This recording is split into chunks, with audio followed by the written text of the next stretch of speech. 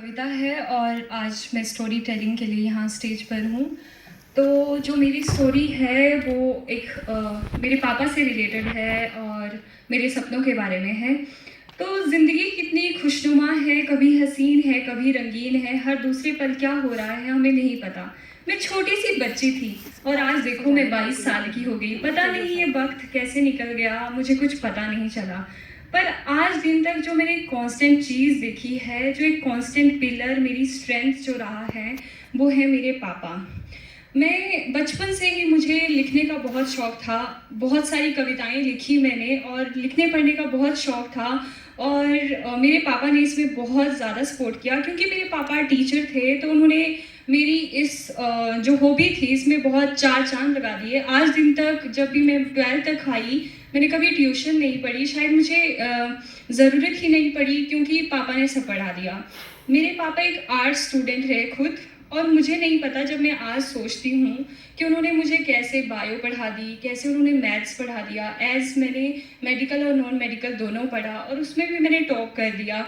मुझे नहीं पता कैसे हुआ, बट आज भी सोचती हूँ ये सब पापा की बदौलत है।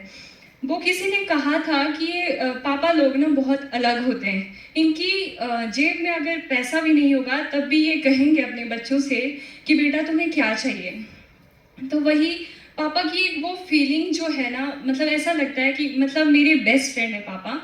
तो मुझे कुछ किस्से याद हैं बचपन के। तो मैं स्कूल जा रही थी और उस दिन ना कुछ एक एग्ज़ाम था, और मेरे पापा का स्कूल दूसरी साइड था और मेरा स्कूल दूसरी साइड था। दोनों की जो दिशाएं थी वो अपोजिट थी, और मेरी स्कूल बस मिस हो गई। तो मैं डरी हुई थी कि अब मैं कैसे पहुंचूंगी। तो पापा ने अपना स्कूल मिस करके मुझे स्कूल पहुंचाया, और मैं हड़बड़ाहट में थी। मैं पापा से कहने लगी कि पापा मैं लेट हो जाऊंगी, मेरा एग्ज़ाम छूट जाएगा। तो हड़बड़ाहट में मेरे पापा का स्पेक्स भी टूट गया। मुझे लगा कि मुझे डांट पड़ेगी, पर पापा ने डांटा नहीं। ये पापा लोग ना कितने कितने अच्छे होते हैं। पापा को लगा कि आज इसका एग्ज़ाम है, मैं डांटूंगा तो कहीं कुछ ख़राब ना हो जाए। तो उस चीज़ से मतलब मैं इतना प्रभावित हुई, और उस एग्ज़ाम में भी ना मतलब मैंने टॉप किया। मुझे नहीं पता, वो शायद उस दिन पापा की ही बदौलत थी। और अभी रिसेंटली मुझे याद है, मैं सेकेंड ईयर यहाँ पे टांडा में ही थी, मेरा बर्थडे था। पापा ने मुझे एक फ़ोन गिफ्ट किया।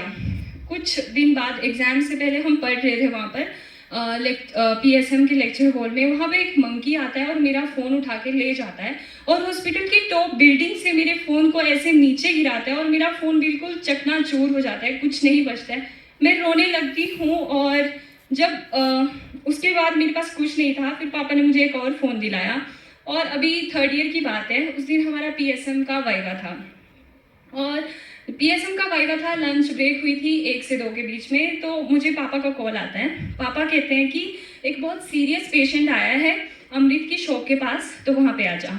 मैं जाती हूँ, मुझे लगता है बहुत सीरियस पेशेंट है तो मुझे उनकी मदद करनी चाहिए। मैं जाती हूँ वहाँ पर, और वहाँ मैं देखती हूँ कि वहाँ मेरे पापा हैं, और मतलब मेरी आंखों से आंसू आ रहे थे उस टाइम। और मेरे पापा मेरे लिए एक फ़ोन लेके आते हैं। उन्होंने मुझे क्योंकि उस दिन मेरा बर्थडे था, और वो स्पेशल एक बर्थडे गिफ्ट देने के लिए, एक सरप्राइज़ देने के लिए मुझे आए थे। तो ये जो किस्सा है, मतलब मुझे नहीं पता कैसे मैं बयां करूं। मैं अपने पापा को कुछ शब्दों में बयान नहीं कर सकती। अभी रिसेंटली बात है, 1 महीने पहले की बात है, क्योंकि मेरा यूट्यूब का चैनल है, मैं यूट्यूबर भी हूँ। तो मुझे जोश टॉक हरियाणा से कॉल आता है, गुरुग्राम से। तो वो कहते हैं कि हम चाहते हैं कि आप हमारे स्टेज पे आएँ और आप अपनी जर्नी को शेयर करें। तो मैंने उन्हें हाँ कह दिया था। फिर मैंने पापा को एक दिन पहले बताया कि पापा मुझे हरियाणा से कॉल आया है, वो चाहते हैं कि मैं अपनी जर्नी उनके साथ शेयर करूं ताकि वो अपने प्लेटफॉर्म पे शेयर कर सकें। फिर पापा उस टाइम मुझे मना कर देते हैं, हरियाणा बहुत दूर है तो अकेले नहीं जा पाएगी। मैंने पापा से बहुत ज़िद की कि पापा देखो, लाइफ टाइम अपॉर्चुनिटी है। बस मैंने पापा से एक लाइन कही कि कल्पना चावला को अगर उस दिन उसके पापा ने रोका होता तो शायद आज वो हिस्ट्री क्रिएट नहीं कर पाती। तो मैंने पापा को बस ये लाइन कही, तो मेरे पापा ने कहा तू जा। और मैं गई और मैंने वहाँ अपना स्पीच भी दी। तो मुझे लगता है कि ज़िंदगी के जितने भी मेरे छोटे छोटे मूवमेंट्स हैं, क्योंकि मैं चंबा से हूँ, पांगी से हूँ, कोई बहुत बड़ा एरिया नहीं है, मतलब बहुत एजुकेशन सिस्टम नहीं है वहाँ पे। वहाँ से लेके आज दिन तक का सफ़र अब मैं फाइनली MBBS स्टूडेंट बन गई। मतलब मैं जो भी हूँ, मैं सिर्फ इतना कहूँगी कि मेरे पापा की बदौलत हूँ। Thank you so much.